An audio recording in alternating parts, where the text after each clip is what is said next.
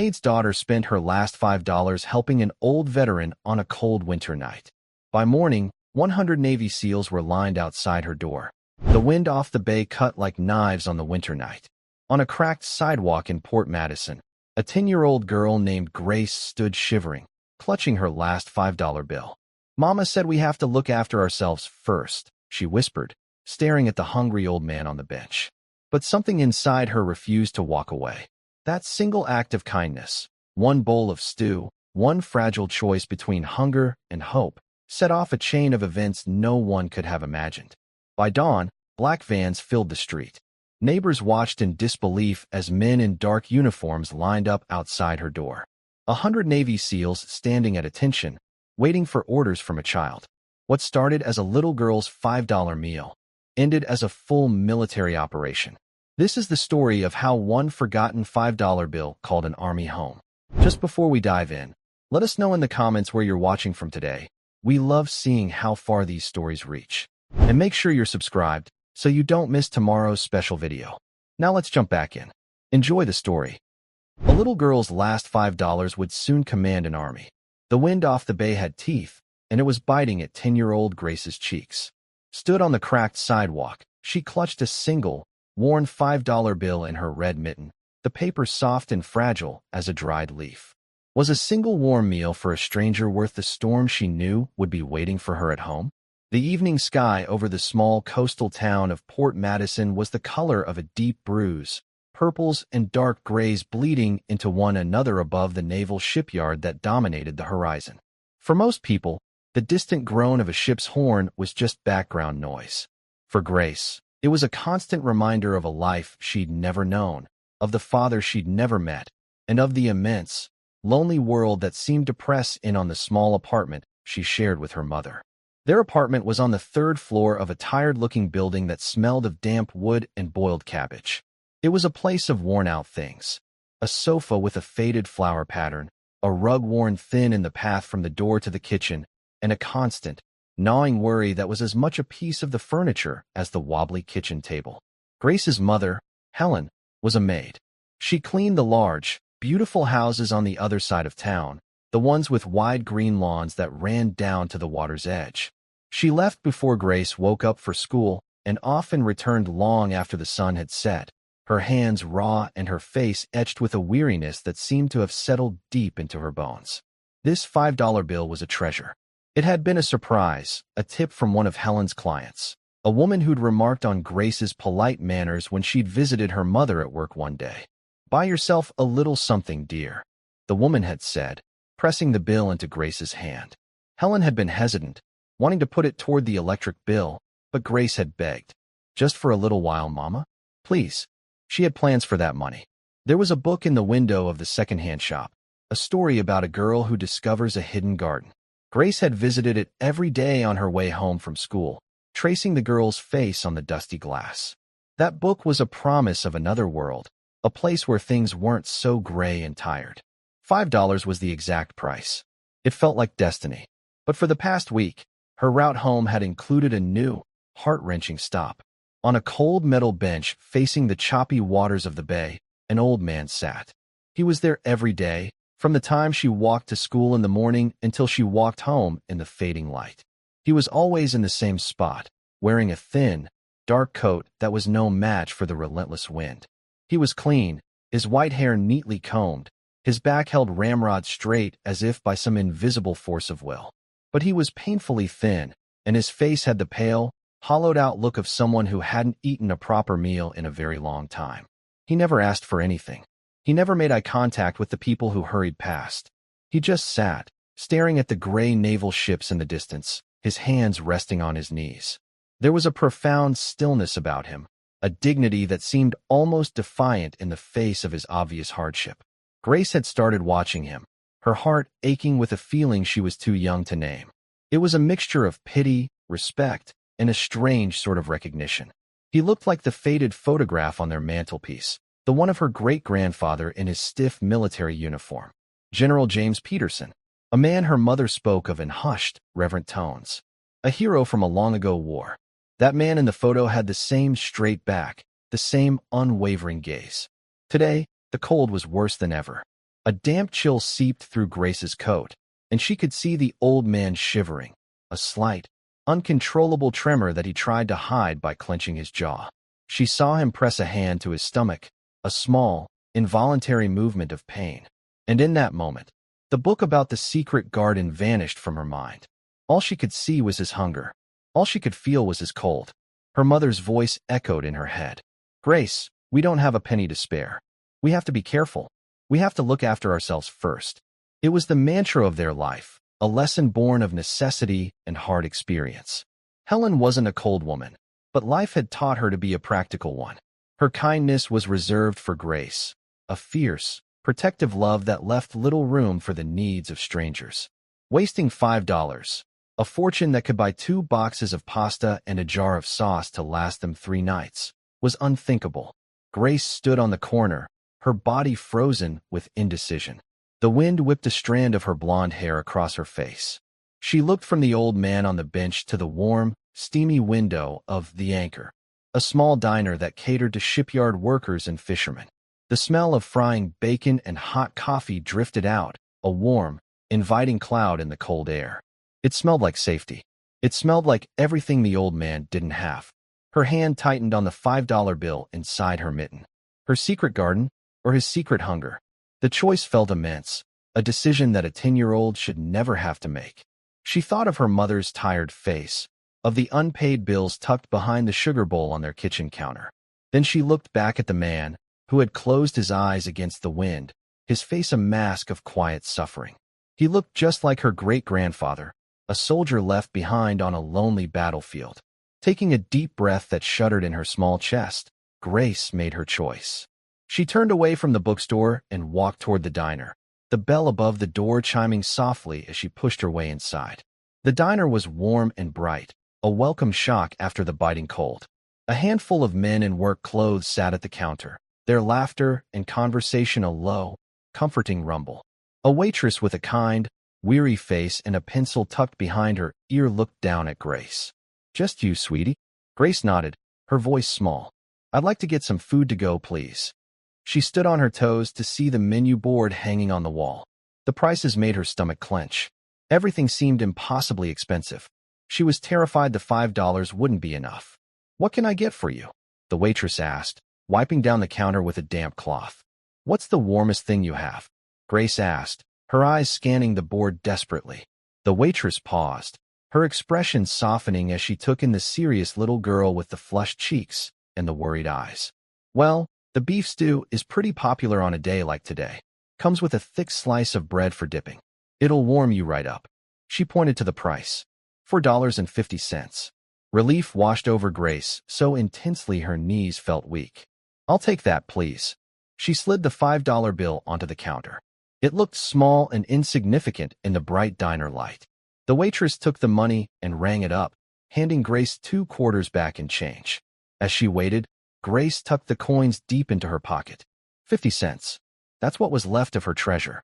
The waitress soon returned with a sturdy container of stew, the heat radiating through the cardboard, and a thick slice of buttered bread wrapped in wax paper, all tucked into a small paper bag.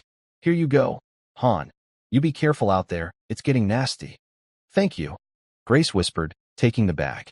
The warmth seeped into her cold hands, and the smell of the rich, savory stew made her own stomach rumble with hunger. For a second, she was tempted to keep it for herself, to take it home as a surprise for her and her mother. It would be the best dinner they'd had in months. But the image of the old man, shivering on the bench, pushed the thought away. This warmth wasn't for her. She stepped back out into the cold, the wind immediately snatching at the paper bag. Grace clutched it to her chest and walked the short distance to the bench. The old man hadn't moved. His eyes were still closed. For a scary moment, she wondered if he was okay. She stood before him, her heart thumping against her ribs. What was she supposed to say? Her mother had always told her not to talk to strangers. But this felt different. This felt important. "Excuse me, sir," she said, her voice barely a whisper above the wind. The man's eyes snapped open. They were a pale, washed-out blue, and for a moment they were sharp and alert, the eyes of a man who was used to assessing threats. Then they softened as they focused on the small girl standing in front of him. I thought you might be hungry," Grace stammered, holding out the bag. "It's beef stew. It's warm." The man stared at the bag, then back at her. He didn't move. His face was a mixture of confusion, suspicion, and something else Grace couldn't understand. Pride, maybe. A deep, wounded pride.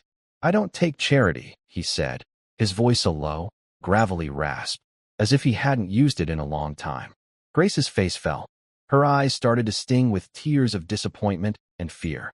She had spent all her money. She was going to face her mother's worry. And for what? To be rejected?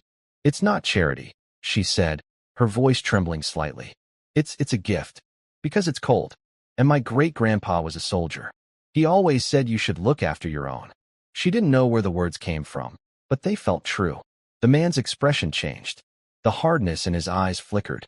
He looked at her more closely now, studying her small, earnest face. He glanced down at the bag she was holding out, its warmth a silent invitation. For a long moment, the only sound was the wind whistling off the water. A battle was being fought behind those pale blue eyes, and Grace waited, her arms starting to ache from the weight of the bag. Finally, slowly, he reached out a hand. His fingers were long and thin, the knuckles swollen, but his hand was steady. He took the bag from her, his fingers brushing against hers for a fleeting second. "What's your name, child?" he asked, his voice softer now. "Grace," she said. He nodded, looking down at the bag in his lap as if it contained something precious. "Thank you, Grace," he said, the words heavy with unspoken meaning. "You are aptly named." He didn't say anything else. He just sat there, holding the bag. Grace lingered for a moment, unsure what to do next. Then, she gave a small nod and turned to walk home, her mitten feeling strangely empty. As she reached the corner, she risked a look back. The old man had opened the container, and a cloud of steam rose into the cold air. He was eating, slowly and deliberately, his head bowed over the warm meal. A small, quiet warmth spread through Grace's chest, a feeling that had nothing to do with the diner and everything to do with the man on the bench. It was a better feeling than any book could have given her. She pulled her thin coat tighter and hurried toward home, the 2 quarters jingling in her pocket, a tiny, metallic sound against the growing roar of the wind. She knew her mother would be worried. She knew dinner would be plain. But for the first time in a long time, Grace felt like she had done something truly important. She had no idea just how important it was. The walk to her apartment building felt longer than usual. The sun had disappeared completely, and the streetlights cast long, wavering shadows on the pavement. Each step brought her closer to the inevitable conversation with her mother, and the warm feeling in her chest began to cool, replaced by a familiar knot of anxiety. She rehearsed what she would say, trying to find the right words to explain the look in the old man's eyes, the way his hands trembled from the cold. But how could you explain a feeling? She climbed the 3 flights of stairs, her footsteps echoing in the quiet, dimly lit stairwell. She could already smell the faint scent of laundry detergent and bleach that clung to her mother's work clothes. She paused outside their apartment door, number 3B, the paint peeling around the edges. Taking one last, deep breath, she used her key to let herself in. The apartment was quiet. A single lamp was on in the living room, casting a soft, yellow glow on the worn furniture. Helen was sitting at the small kitchen table, a stack of envelopes and a calculator in front of her. She wasn't looking at them, though. She was staring at a piece of paper in her hands, her expression one of utter defeat. She looked up as Grace came in, and for a moment, her tired face brightened. "There you are, honey. I was starting to get worried," she said, her voice strained. "Sorry, Mama," Grace said, shrugging off her coat and hanging it on the hook by the door. "I was just walking." Helen's eyes, sharp and perceptive, noticed Grace's empty hands. "Did you go to the bookstore? Did you get your book?" she asked, a hopeful note in her voice. She wanted Grace to have that small joy. Grace's stomach twisted. She shook her head, unable to meet her mother's gaze. "No." Helen frowned, a small line appearing between her eyebrows. "What's wrong? Did you lose the money?" The worry in her voice was immediate. $5 was not something they could afford to lose. "No, I didn't lose it," Grace said quietly, walking over to the table. She looked at the paper her mother was holding. It was an eviction notice. The words "Final Warning" were stamped across the top in angry red ink. The knot in Grace's stomach tightened into a cold, hard stone. "Mama," she whispered. Helen quickly folded the paper and pushed it aside, trying to force a smile that didn't reach her eyes. It's nothing, sweetie. Just a mistake. I'll sort it out tomorrow. But they both knew it wasn't a mistake. So, tell me what happened with the money. If you didn't buy the book, you should have brought it home. We need it for groceries, Grace. We talked about this. The moment had come. Grace took a shaky breath. I spent it, she said. Helen's fragile composure cracked. The disappointment in her eyes was worse than any anger. You spent it? On what? Candy? A toy? No, Grace said, her voice small but firm. I bought dinner. For the old man who sits on the bench by the bay. Helen stared at her, her mouth slightly open. She looked from Grace's earnest, fearful face to the eviction notice on the table. The sheer absurdity of the situation seemed to overwhelm her. The stranger on the bench. Grace, are you telling me you spent our last $5 on a stranger? He was hungry, Mama, Grace pleaded, her own eyes welling with tears. He was so cold. He looked like he was hurting. I couldn't just walk by. He reminded me of the picture of great-grandpa James.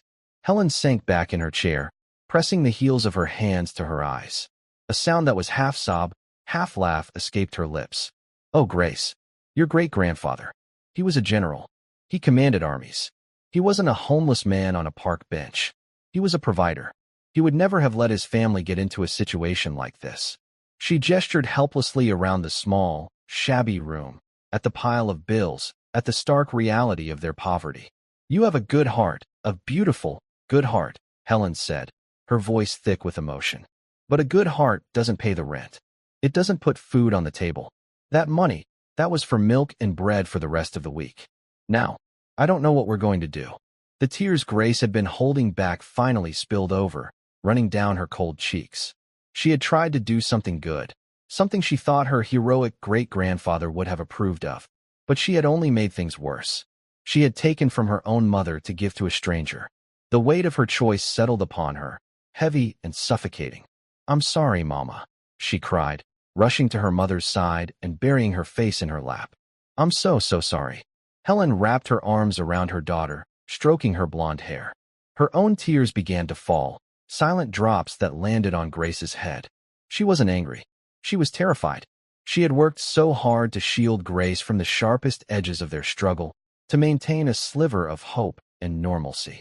And now, with an eviction notice on the table and an empty pantry, she felt as though she had failed completely. Shoo, it's okay, baby, she murmured, though it wasn't okay at all. It's okay. We'll figure something out. We always do. But that night, as Grace lay in her small bed, sleep refused to come. She listened to the sound of the wind rattling her window pane, a lonely, mournful sound that seemed to echo the emptiness in her stomach. Through the thin wall, she could hear her mother in the kitchen, opening and closing cupboards, the quiet, desperate sounds of a parent trying to make a meal out of almost nothing. Later, long after the apartment fell silent, Grace heard another sound, one that broke her heart. It was the soft, muffled sound of her mother crying, trying to stifle her sobs so her daughter wouldn't hear. Grace curled into a tight ball beneath her thin blanket, clutching the 2 quarters in her fist. 50 cents. It felt like the price of her mother's tears. She squeezed her eyes shut, and the image of the old man eating the stew flashed in her mind. She saw his straight back, his pale blue eyes, and the flicker of gratitude she had seen there. Was it worth it? Had she made the right choice? She didn't know. All she knew was that in the cold, dark apartment, the consequences of her kindness felt like a terrible, crushing weight. She prayed for morning to come, hoping, with the blind faith of a child, that the daylight might somehow make things better.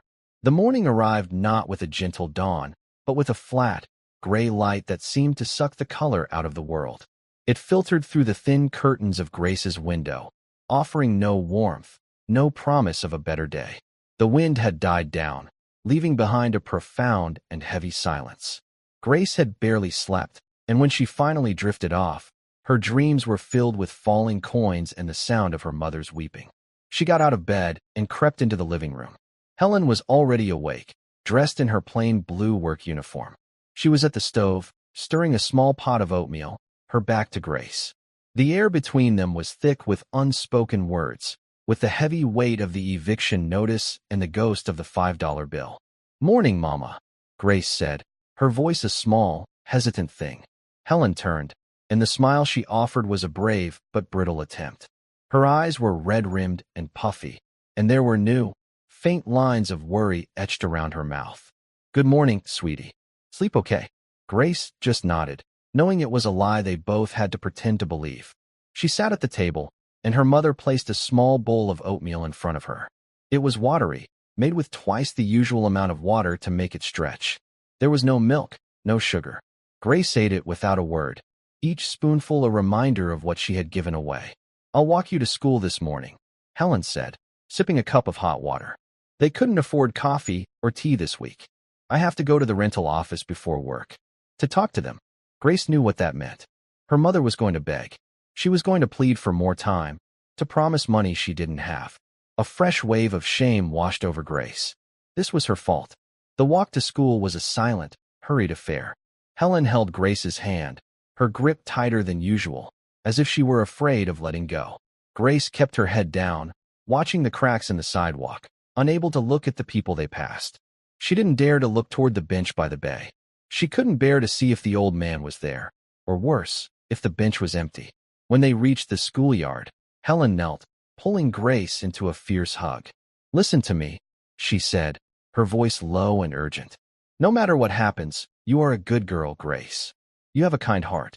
Don't ever let this world make you hard. Do you understand?" Grace nodded, burying her face in her mother's shoulder, the familiar scent of bleach and lavender soap a small comfort. "I'm sorry, Mama." "I know," Helen whispered, kissing her forehead. "Now go on. Be good. I'll see you after school." Grace watched her mother walk away, a small, determined figure heading toward a battle she was destined to lose. The school bell rang, a shrill, jarring sound, and Grace turned and disappeared into the noisy, chaotic stream of children. The school day passed in a blur. Grace couldn't focus on her lessons. The words on the pages of her books swam before her eyes. The teacher's voice was a distant drone. All she could think about was her mother's face, the eviction notice, and the watery oatmeal. During recess, she sat alone on a bench in the corner of the playground, tracing patterns in the gravel with the toe of her worn sneaker. She felt a profound sense of isolation, as if she were separated from the other laughing, shouting children by an invisible wall of worry. When the final bell rang, Grace felt a surge of dread. She didn't want to go home. She didn't want to face the quiet, sad apartment. But she had nowhere else to go. She gathered her books, pulled on her coat, and started the slow walk home, her feet dragging with every step. The air outside was still and cold. The sky was the same uniform gray as the morning. As she neared the center of town, she noticed something was different. A low, powerful hum vibrated in the air. Parked along the main street that led to the naval shipyard were several large, dark green vehicles. They weren't cars or trucks, she recognized. They were imposing and official-looking, with no markings except for small, stenciled numbers. Men in crisp, dark uniforms stood near the vehicles, speaking quietly into radios. They weren't the local police. Their posture was different, more rigid, and their eyes were constantly scanning the area, missing nothing. The townspeople noticed, too. Small groups of people stood on the sidewalks, whispering and pointing. A sense of unease, of quiet alarm, had settled over Port Madison. The town was used to the presence of the Navy, but this was different. This felt like an occupation. Grace's heart began to beat a little faster. She clutched her backpack straps and tried to make herself as small as possible, hurrying past the stern-faced men. Her route took her past the bay, and despite her earlier resolve, her eyes were drawn to the bench.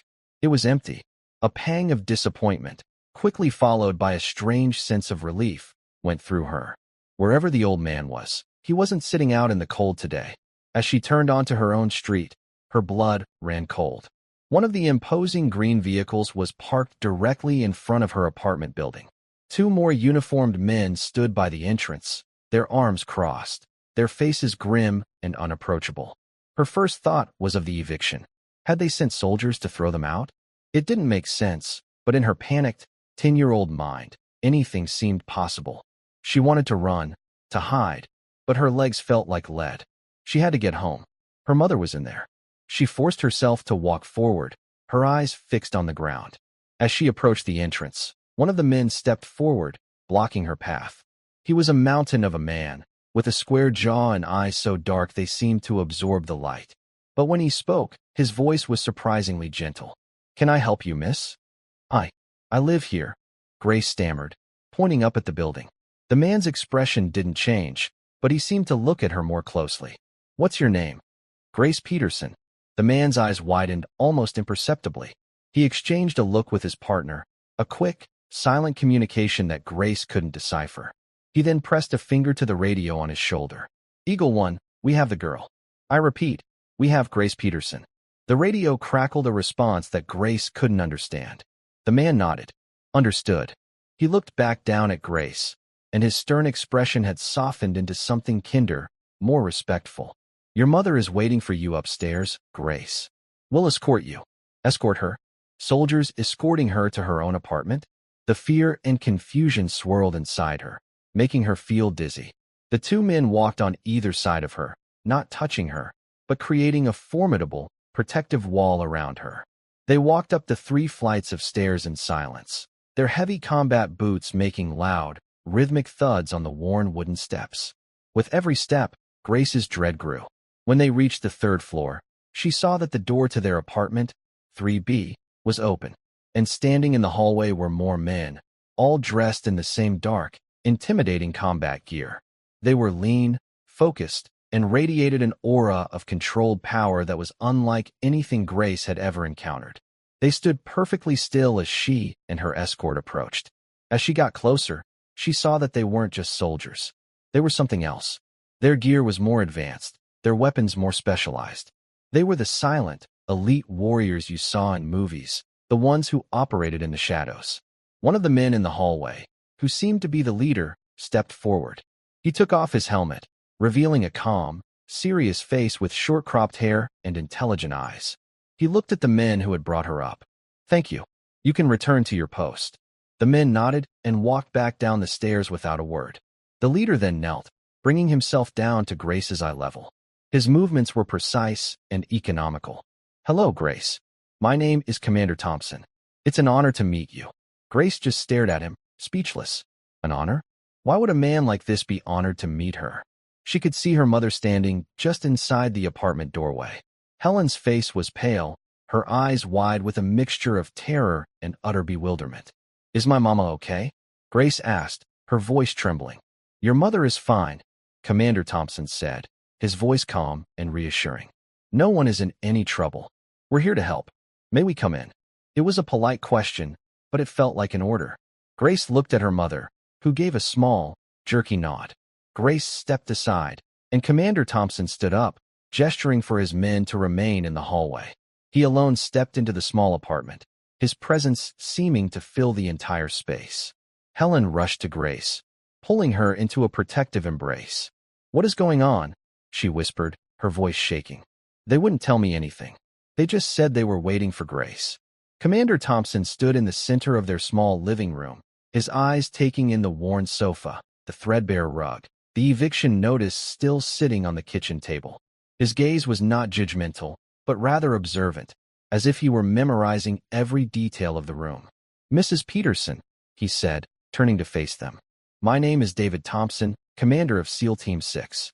Yesterday evening, your daughter, Grace, performed an act of kindness that has had significant repercussions." SEAL Team 6. The name hung in the air, impossibly famous, impossibly dangerous. They were legends, whispered about on the news. They were the men who were sent on the most secret, most critical missions.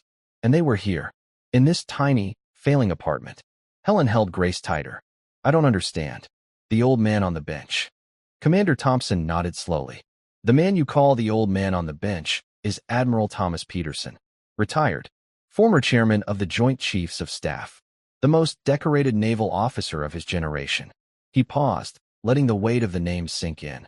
"And, as I understand it, he is your grandfather, and Grace's great-grandfather."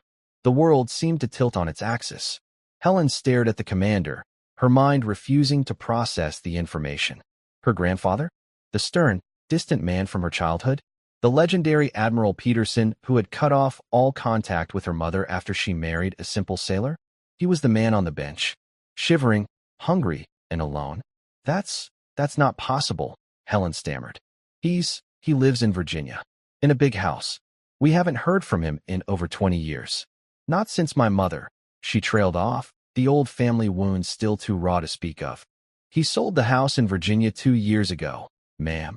Commander Thompson said gently. He gave the money away. All of it. To various charities for veterans' families. He came here, to Port Madison, 6 months ago.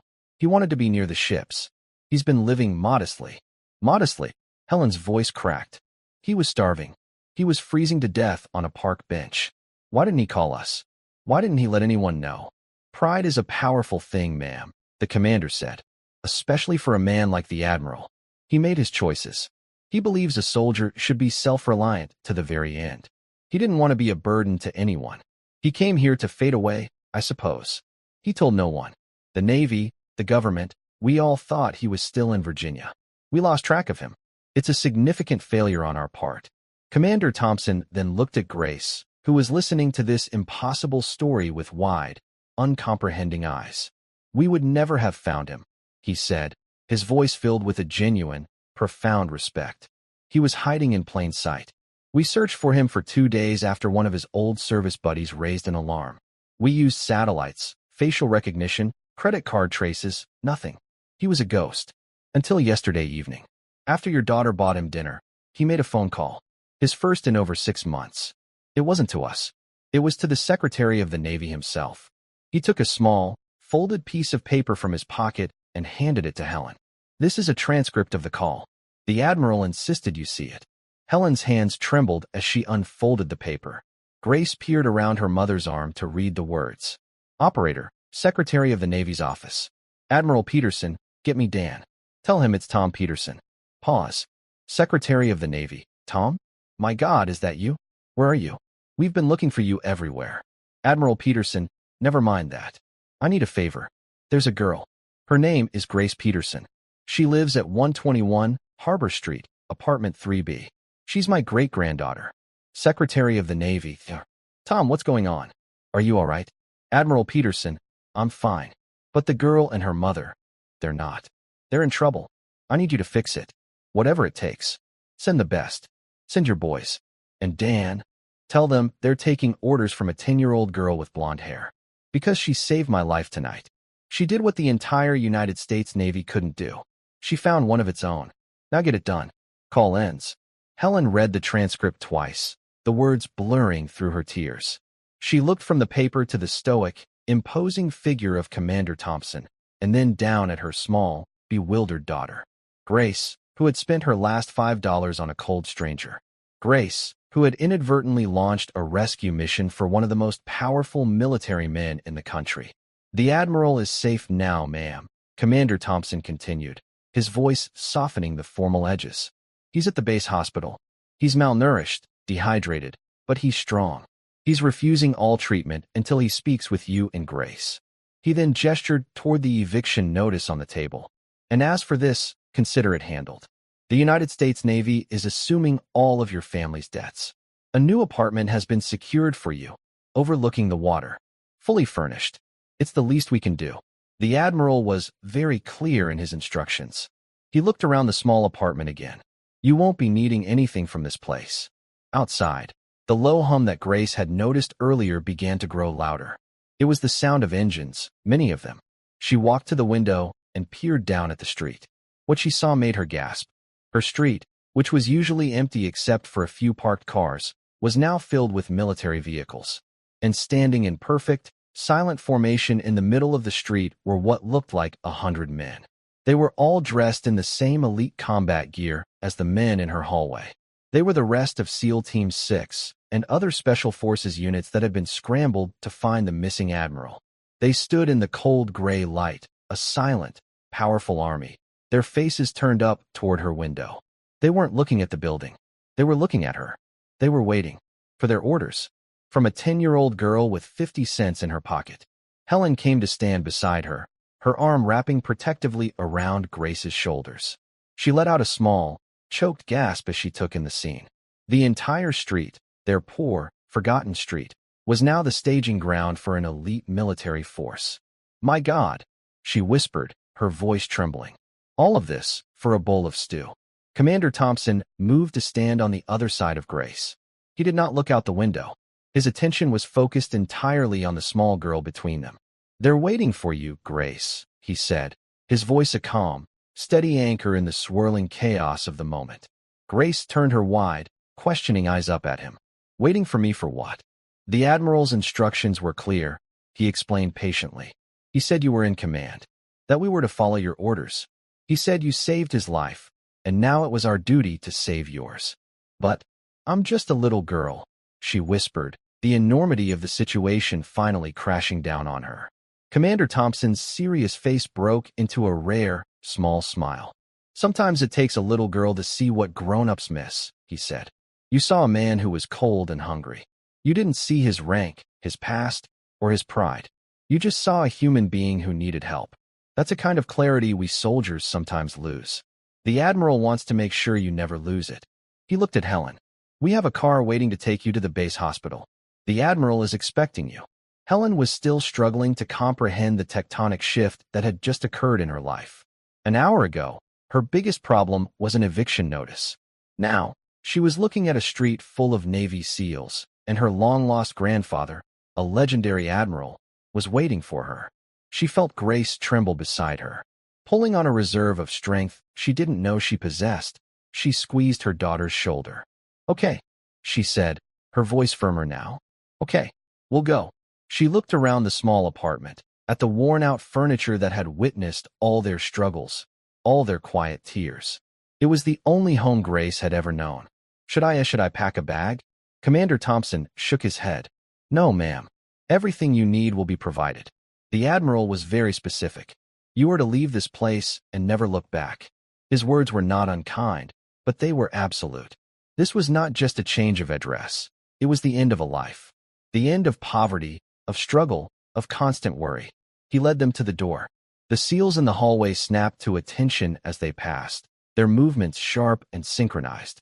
Grace walked between her mother and the commander, feeling like she was in a parade she hadn't signed up for. The journey down the 3 flights of stairs felt different this time. The building itself seemed to know something had changed. The damp, cabbage-smelling air seemed thinner, the shadows in the corners less menacing. When they stepped out of the building into the cold gray light, a ripple of movement went through the assembled soldiers on the street. It wasn't a sound, but a collective shift, a silent acknowledgement of her presence. A long, black sedan, the kind Grace had only seen in movies carrying important people, was parked at the curb, its engine purring softly. A young sailor in a crisp dress uniform held the back door open. Commander Thompson paused before they reached the car. He turned to Grace. "They're waiting for an order, Grace," he said quietly. "They won't move until you give them one. You just have to tell them what to do." Grace stared at the sea of expectant faces. 100 pairs of eyes, belonging to the most dangerous men on the planet, were all focused on her. Her mind went blank with panic. What could she possibly say? What order could a 10-year-old girl give to a team of Navy SEALs? She looked to her mother for help, but Helen looked just as lost as she did. Then, Grace thought of the old man on the bench. Her great-grandfather. She thought of his cold hands, his shivering body. And the words came to her, simple and clear. She took a deep breath and, in a voice that was small but carried in the profound silence of the street, she said, "You should all go get something warm to eat." A low chuckle rippled through the ranks. Commander Thompson's small smile returned, wider this time. He nodded, a look of deep approval in his eyes. He pressed his radio. "You heard the commander," he said into the mouthpiece, his voice formal but with a hint of warmth. "Mission is to secure a warm meal." Dismissed. The change was instantaneous. The rigid formation dissolved. The men, who moments before had been statues of military discipline, broke into smaller groups, talking and laughing quietly. They began to move off, some heading toward the diner on the corner, others piling into their vehicles. The tension on the street evaporated, replaced by a sense of calm efficiency.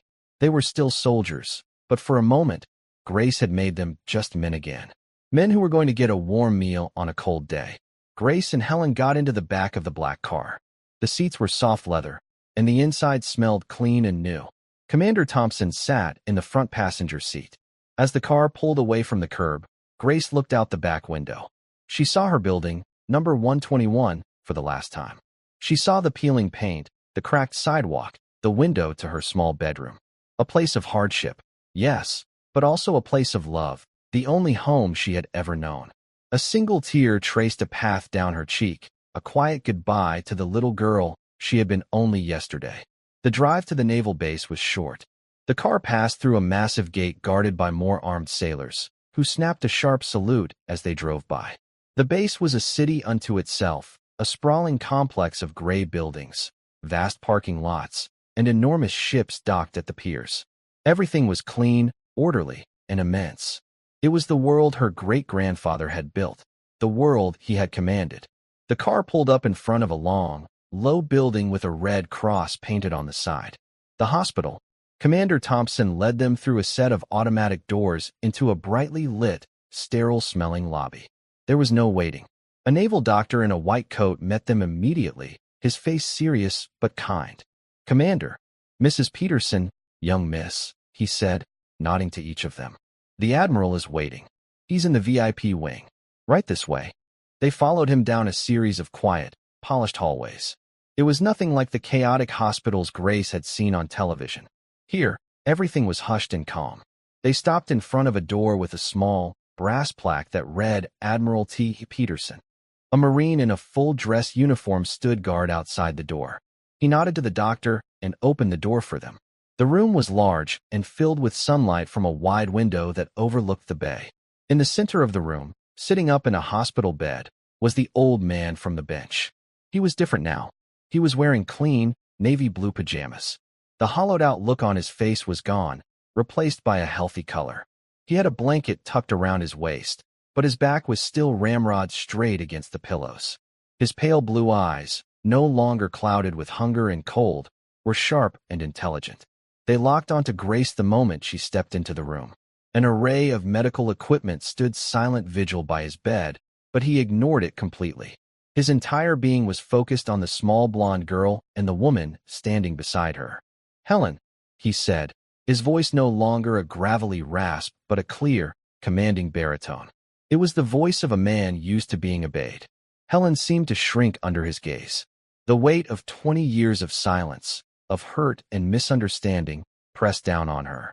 "Grandfather," she said, the word feeling foreign on her tongue. The Admiral's gaze softened. "I am sorry, my dear," he said, and the simple words were heavy with a generation of regret. "For everything. For my pride. For my foolishness. I should have been there for you. For your mother." Helen's composure finally broke. The tears she had been holding back for so long began to flow freely. "Why?" she asked, her voice choked with sobs. "Why did you cut us off? Why did you hide from us? We thought you hated us." "Never," the Admiral said, his own eyes glistening. "I was angry, and I was proud. A foolish combination for an old soldier. Your mother married a good man, a fine sailor. But he wasn't the man I had chosen for her. I couldn't see past my own plans, my own ambitions for our family. When I lost her, I lost my way. I thought punishing myself, fading away, was the honorable thing to do. I was wrong." His gaze shifted back to Grace, who had been standing silently by her mother's side, taking in this reunion of strangers who were her family. "But then this little soldier found me," he said, a genuine, powerful smile lighting up his face. "She completed a mission that my entire Navy could not. She broke through my defenses. She reminded me what a Peterson is truly made of." He held out a hand, his long, thin fingers beckoning her forward. "Come here, Grace." Hesitantly, Grace walked to his bedside. He took her small hand in his grip surprisingly strong. "You gave me your last $5, he said, his voice thick with emotion. "You gave a stranger your treasure. Do you have any idea how rare that is in this world?" Grace shook her head, her eyes fixed on his. "It is the rarest thing of all," he said. "It is honor. It is compassion. It is the heart of a true leader." He looked over at Commander Thompson, who had been standing quietly by the door. "Commander, my new orders." "Sir." Thompson stepped forward. "My great-granddaughter, Grace Peterson, is hereby awarded the Navy Distinguished Public Service Award for her actions," the Admiral declared, his voice ringing with its old authority. "And furthermore," he continued, his eyes twinkling, "she is appointed as my new personal aide-de-camp." Her first duty is to make sure this old fool eats 3 meals a day and doesn't sit on any more cold benches. Are those orders clear? Commander Thompson snapped a crisp salute. Crystal clear, Admiral. The Admiral then looked back at Grace, his expression becoming gentle once more. What do you say, soldier? Are you up for the job? Grace looked at the powerful old man in the bed, her great-grandfather. She looked at her mother, whose tears were now tears of relief, of a burden lifted. She looked at the stoic Navy SEAL commander, and for the first time in her life, she felt that she was exactly where she was supposed to be. She was not a poor maid's daughter anymore. She was Grace Peterson, and she had a job to do. She stood up a little straighter, just like he did, and gave him a small, determined nod. Yes, sir, she said. The Admiral laughed, a deep, booming sound of pure joy that filled the room and seemed to chase away the last of the shadows. He was home. They were all home. And it had all started with a single, worn-out $5 bill and the simple, profound kindness of a little girl who saw a hero in the guise of a hungry old man. 6 months later, the biting sea wind felt different. It no longer carried the scent of hardship and worry, but the crisp, clean promise of a new day. From the balcony of their spacious apartment, Grace watched the sun rise over Port Madison, turning the calm waters of the bay to liquid gold. The naval ships in the distance no longer seemed like distant, intimidating giants, but familiar neighbors, silent guardians of her new life. Their new home was a world away from apartment 3B. It was bright, airy, and filled with comfortable furniture that didn't creak and groan with age. The pantry was always full, and the scent of freshly brewed coffee, not just hot water, now greeted Grace every morning. Helen was a different woman. The deep lines of exhaustion on her face had softened, replaced by a calm serenity. She no longer wore a maid's uniform. Instead, she was studying online, pursuing the nursing degree she had abandoned years ago. The laughter that Grace had so rarely heard now echoed through their home, a constant, beautiful music. 3 times a week, a black sedan would arrive to take Grace to her post. Admiral Thomas Peterson now lived in a comfortable house on the base, a place filled with books, naval memorabilia, and the scent of lemon polish. He had regained his strength, and though he walked with a cane, his back was as straight as ever. His official aide-de-camp, a young and perpetually serious lieutenant, handled the official business. Grace's duties were far more critical.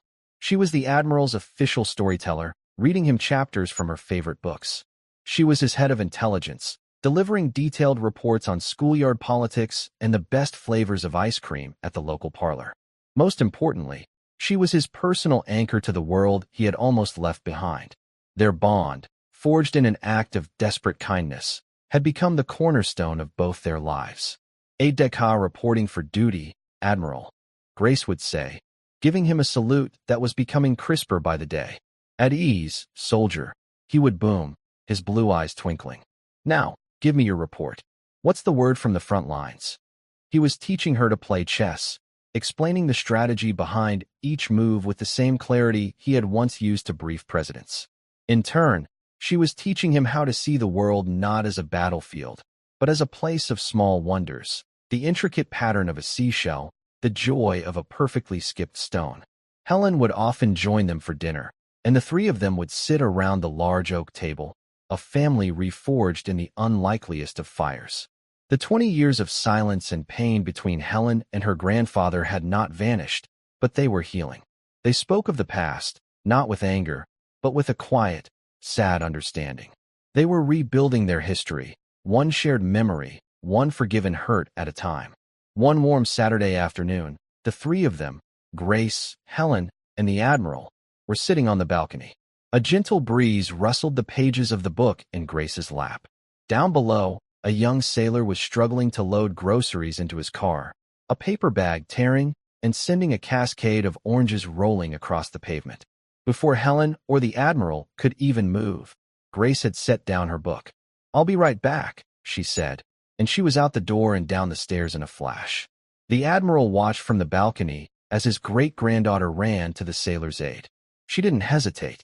She simply knelt and began gathering the rolling fruit, her small hands working quickly. The young man, flustered and embarrassed, thanked her profusely. Grace just smiled, helped him pack the last of his groceries, and gave a small wave before running back upstairs. She returned to the balcony, her cheeks flushed from the sun. He was going to be late to pick up his wife, she explained simply, picking up her book again. The Admiral looked at Helen, and his pale blue eyes were bright with a pride so fierce it was almost painful. He reached over and gently took Grace's hand, the one that had once held a $5 bill like a sacred treasure. "Your mother was worried that this world might make your kind heart hard," he said, his voice a low, gentle rumble. But she had nothing to fear. He looked out at the vast, sunlit bay, at the flag flying proudly over the shipyard. "True strength isn't about the orders you give, Grace. It's about the kindness you give when no one is watching. It's the most powerful force on earth. You taught this old soldier that." Grace smiled, a pure, uncomplicated smile that held all the promise of their new future. She leaned her head against her great-grandfather's shoulder, a book in one hand, his hand in the other. The light was on. The coffee was hot. And for this family, the road would always be open, leading them home. And that's where we'll end the story for now. Whenever I share one of these, I hope it gives you a chance to step out of the everyday and just drift for a bit. I'd love to know what you were doing while listening. Maybe relaxing after work, on a late-night drive, or just winding down. Drop a line in the comments. I really do read them all. And if you want to make sure we cross paths again, hitting like and subscribing makes a huge difference. We are always trying to improve our stories, so feel free to also drop your feedback in the comment section below. Thanks for spending this time with me.